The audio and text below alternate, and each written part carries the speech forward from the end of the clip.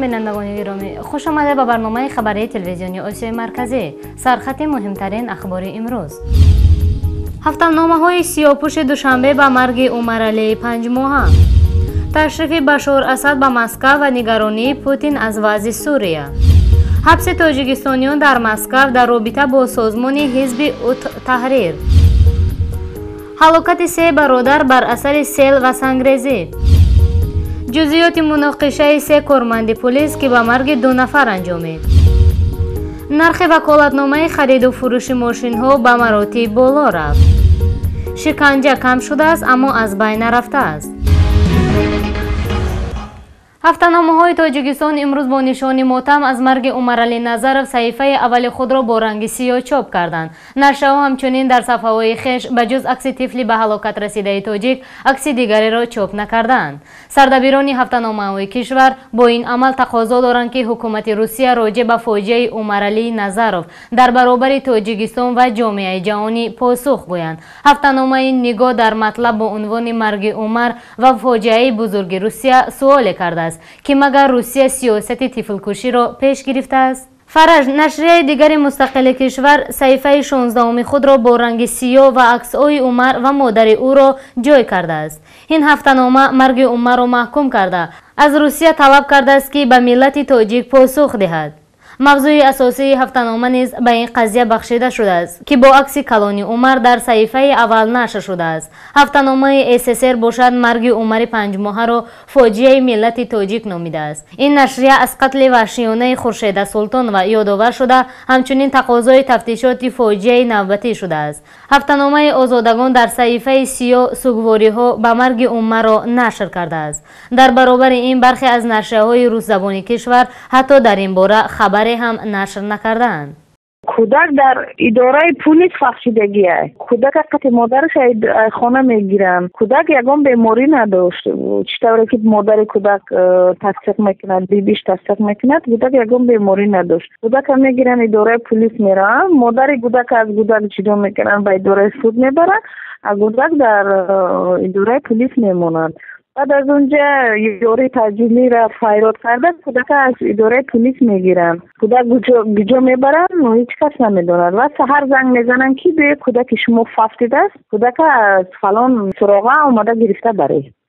من درباره بیداری الیت سیاسی چیزی گفتن نمیتونم، زیرا واکنش یگان سیاستمدار را وابسته به این حادثه ننگین نخواندم. ولی واکنش ها در نسبت این حادثه فوت کودک 5 ساله در سنت پترزبورگ در تمام رسانه های مستقل تاجیکستان پخش شدن و حتی یک گروه رسانه های تاجیکستان یک اقدام را نیز راه اندازی کردند که به خاطر جلب نمودن افکار جامعه و پیش گرفتن اقدام واقعی برای پیشگیری چنین حادثه ها در روسیه صحیفه های خود را به مرگ عمر نظرov بخشیدند و این حادثه را محکوم کرده طلب دارند که روسیه برای این فاجعه در پیش تاجیکستان و جامعه جهانی پاسخ دهد.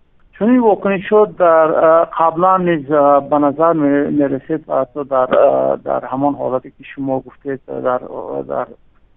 در پی حادثه مرگ یک دختر 11 ساله تاجیک چند سال قبل نیز چنین واکنش ها در رسانه های تاجیکستان به نظر می رسیدند. البته همه گونه مرگ انسان گذشته از آن یک کودک بیگناه کسی را بی‌طرف گذاشته نمیتواند و البته اون طلباتی که امروز رسانه های تاجیکستان پیش میگذارند برای به مجازات کشیدن آنهایی که در این حادثه گناهکار هستند از جمله کارمندان پلیس سنت پترزبورگ یک چیز است، ولی جانب دیگری این مسئله متاسفانه مورد انعکاس قرار نگرفته است. ما نه فقط از راهبریت روسیه و از مقامات حفظ حقوق روسیه مناسبت سزاوار و با احترام را به شهروندان خودمان طلب کنیم، بلکه از راهبریت والای کشور خودمان تقاضا کنیم که برای چنین حادثه ها در نزد جامعه جواب گویند. در همین حال سفارت روسیه در تاجیکستان دیروز با پخش یک اظهارات از برخی شهرهای مربوط به مرگ عمرعلی نظرov 5 ماهه نگرانی کرده است و آنها را علیه روسیه روانه شده نامیده است. طبق اظهارات این نهاد در واسطه اخبار عمومی تاجیکستان شهرهای شتاب زده ضد روسیگی در رابطه با مرگ عمرعلی نظرov پیدا شدند که به منفعت نیروهای مخالف دوستی گسترش مناسبت‌ها و نزدیک شوی تاجیکستان و روسیه میباشند. سفارت اینچنین به والدین عمرعلی نظرov اظهار تسلیت کرده افزوده است تفتیشات این پرونده فاجعه بار تحت نظارت رهبریت وزارت امور خارجه روسیه قرار دارد. برای روشن کردن همه حالتهای این قضیه وزارت امور خارجه روسیه به وزارت کارهای داخلی، اداره‌های خدمات مهاجرت، وزارت تندرستی و دادستان کل درخواست فرستاده است. در برابر این سفارت ذکر کرده است که پاول استاخوف وکالتدار حقوق انسان در نزد رئیس جمهور روسیه و نماینده وزارت امور خارجه این کشور در سنت پترزبورگ به تحقیق قضیه پیوسته است. مؤلفان اظهارات افزودند که فعلا تحقیق اولیه سبب مرگ کودک تاجیک در جریان است و جامعه را دعوت نمودند که نتیجه های آنها را منتظر باشد. بشار اسد باری نخست از آغاز درگیری‌های خونین در سوریه با یک سفر کاری به پایتخت روسیه آمد. طبر سامانه کرملین خبر می‌دهد رئیس جمهور سوریه با دعوت ولادیمیر پوتین به مسکو آمده است. با گزارش خبرگزاری سخنگوی قصر کرم گفته است که دو رئیس جمهور مسائل وابسته به عملیات هوایی روسیه در سوریه، جنگ با گروه تروریستی توندرو و پشتیبانی از عملیات نظامی نیروهای مسلح سوریه را بررسی کردند. ضمن سخنرانی رئیس جمهور روسیه تاکید نمود که ما جانبدار صلح و آرامی در کشور سوریه هستیم و چه قابلیتی که داریم برای آرامی و آسودگی در سوریه کمک خود را میرسانیم. همچنین ولادیمیر پوتین از اشتراک بیش از 4000 شهروندان کشورهای سابق شوروی اظهار نگرانی کرده است. کوشش‌های تروریسم بین المللی برای زیر نظارت خود گرفتن قلمرو بیشتر، ناآرام ساختن وضع بسیاری از کشورهای جهان را وادار می‌سازد که احساس خطر کنند. این روسیه را هم خواطر کرده است، به این معنی که در قلمرو سوریه ضد ارتش حکومتی نمایندگان جماهیر سابق شوروی هم یراق در دست می جنگند و آنها حداقل 4000 نفرند و منطقاً ما نمی توانیم اجازه دهیم که آنها با گرفتن تجربه جنگی و مخشویی شده از نگاه عقیدوی در قلمرو روسیه ظهور کنند. در پی گفته‌های ولادیمیر پوتین گویا با اشاره از بالا دیروز وزارت امور داخله و خدمات فدرالی امنیتی روسیه در شهر و ولایت مسکو 20 شهروند تاجیکستان را بازداشت کردند. مقامات آنها را در رابطه با سازمانی در روسیه اکستریمیستی اعلان شده حزب التحریر گمانبر می‌دانند. بنا به معلومات پنهان شده هفته گذشته خدمات فدرالی امنیت نسبت به چندی از افراد بازداشت شده مطابق ماده کدکس جنایی روسیه عاید به تشکیل فعالیت سازمانی که موافق قانونگذاری روسیه تروریستی اعتراف شده از پرونده جنایی باز نموده است.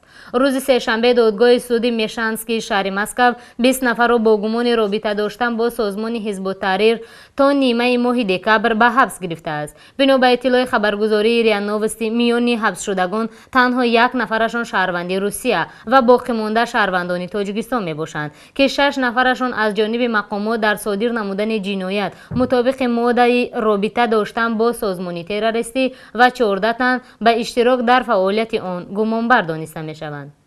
شاید در بین این بازداشت شدگان پیروان این گروه باشند، ولی به هر حال به باوری من این باز یک بازداشت می باشد به مثل بازداشت های پیشین که با گذشت وقت قریب همه بازداشت شدگان آزاد کرده شده بودند.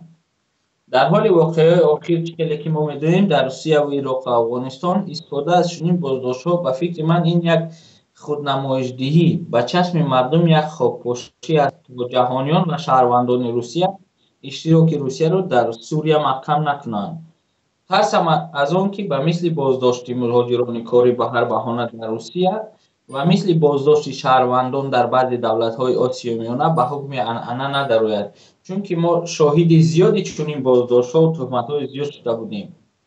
من فکر میکنم در خبرهای اخبار عامه روسیه یک شکل منفی نشان دادن مهاجران و تمام رسایی‌های روسیه را به گردن مهاجران بار کردن به گفت خود روس‌ها یک ماده شده است که عاقبت خوبی ندارد. در نتیجه بریدن باران سیل و سنگریزی در ناحیه عین автомашин тамғаи نیسان سیرن به جری بلندی 350 متر سرازیر شده است. این حادثه در قطعه 150 کیلومتری راه ماشینگردی دوشنبه خوجند به وقوع پیوسته است. بنا به اطلاع دفتر مطبوعات وزارت کارهای داخلی، نقلیات به ساکن 45 ساله همین ناحیه تعلق داشته است. در داخل автомашин راننده و دو برادر دیگرش که یکی 41 ساله و دیگری 49 سال داشت قرار داشتند. در نتیجه هر سه آنها در جای حادثه هلاک شدند. بنا به اطلاع خبرگزاری محلی، حادثه 19 اکتبر سال روان تخمینا ساعت 23:00 دقیقه رخ داده است. در وزارت کارهای داخلی خبر دادند که فرآمدن سنگ‌ها از کو автомашин тамғаи نیسان سیرن را به مسافه نهایت دور پرتافته است. مناقشه بین سه کارمند پلیس که به مرگ 2 نفر آنها به انجام رسید در زمینه خصومت شخصی سر زده است. در این باره رادیوی آزادی با تکیه به منابع نزدیک به تفتیشات خبر می‌دهد. به گفته این منبع، کارمندان پلیس که با همکاران خود از سلاح آتش کشیده است به یکی از آنها قبلا مناقشه داشته است. یادآور می‌شویم که دیروز 19 اکتبر در جماعت چارکوی اسفره میان سه مأمور پلیس مناقشه رخ داده. یکی از آنها با تیر تفنگچه همکسبان خود را کشته است. این حادثه تقریبا ساعت 11 روز دوشنبه در نزدیکی دهه خواجه علا هممرز با قرقیزستان رخ داده است. منابع پلیس میگوید لیتنانت کلان علیشیر شیخ نظرов، سردار گروه ویژه زودعمل پلیس صبر در شعبه کارهای داخلی 2 در جماعت چارکوی اسفره و لیتنانت محکم سفرov معاونش بود. پلیسی که به این دو همکارش تیر زد ساکنان محل حادثه صبور نام بردند و او اعضای قطار گروه بوده است. برای تحقیق حادثه کشتاری 2 میلیسه در اسفره گروه ویژه تأسیس داده شده است که رهبر آن را یکی از معاونان سردار ریاست وزارت کارهای داخلی تاجیکستان در سوخت به دوش دارد. همچنین از جانب دادستان اسفره در رابطه با قتل 2 کارمند پلیس از سوی یک همکسبانش پرونده باز شده است. بر پایه تغییر و علاوه به قانون حرکت در آن، نرخ وکالتنامه‌های خرید و فروش ماشین‌ها نیز از 80 سومانی قبلی تا 600 سومانی بلند برداشته شد. چنین تغییرات امروز از جانب پارلمان تاجیکستان وارد کرده شد. غیر از این، وکیلان به تغییر و علاوه به قانون حرکت در آن نیز دستگیری کردند که بر پایه آن ماشین‌هایی که مهلت شهادتنامه رانندگیشان گذشته باشد نه به بازداشتگاه بلکه به ایستگاه مخصوص برده شده و تا حل شدن مسئله آن در آنجا نگهداری می‌شوند. خبران در حالت گذشتن مهلت شهادتنامه رانندگی ماشین‌ها را به پرداخت جریمه رها می‌کردند. به گفته وکیلان، هدف از این اصلاحات کاهش دادن خرید و فروش ماشین‌ها طریق وکالتنامه‌ها گفته شده است. اما به نظر کارشناسان چنین اقدام حکومت از پایین رفتن درآمد بودجه جمهوری اساس می‌گیرد که این سرچشمه‌های موجوده عین حال توان اجرا کردن نقشه بودجه سال جاری را ندارد. چند پیش رسانه‌ها اوید به اجرا نگردیدن نقشه بودجه کشور را به مقدار نزدیک به 60 میلیون دلار خبر داده بودند. موارد شکنجه در زندان‌های کشور کاهش یافته است و وضع زندانیان بهتر شده است. این بازگویی از جانب مرحله سوم مانیتورینگی یا خود بازرسی محبس‌های تاجیکستان از جانب وکالتدار عاید به حقوق انسان و ائتلاف سازمان‌های ضد شکنجه این کشور معلوم شده است. حسن‌الدین ندویف، معاون رئیس یکی از شعبه‌های امبودسمن تاجیکستان، روز 21 اکتبر در صحبت با رادیوی آزادی گفت در یک جایگی با نمایندگان ائتلاف سازمان ضد شکنجه تاجیکستان بازرسی دوره سوم محبس‌های تاجیکستان را بررسی دارند و در آخرهای ماه نوامبر آن را به انجام خواهند رساند. تاکنون 2 دوره مانیتورینگی انجام داده شده و به شکل کتاب به نشر رسیده است. تهمینه جورایوا، نماینده ائتلاف ضد شکنجه تاجیکستان، در مورد جریان بازرسی ابراز داشته به صورت عموم وضع در زندان‌ها بهبود یافته باشد هم ولی هنوز هم مشکلات در رابطه با وضع محبوسان وجود دارد. در سالهای آخر چند قضیه مربوط به شکنجه از جمله مرگ مرموز امیدجان تاجیف، حمزه اکرامزاده، اسماعیل بچه‌جانov، نظام‌الدین حمیدینov، سیمراد آرزوی، سفرعلی سنگov و بهرام‌الدین شادیев که به گفته حامیان حقوق بر اثر بدرفتاری در بازداشت هلاک شدند، در جامعه سر و صدای را به بر آورده ابراز داشت تخمینه جورایوا. بینندگان عزیز، اینجا به پایان برنامه امروز رسیدیم. تا بخش‌های نوبتی، خدا نگهدارتان.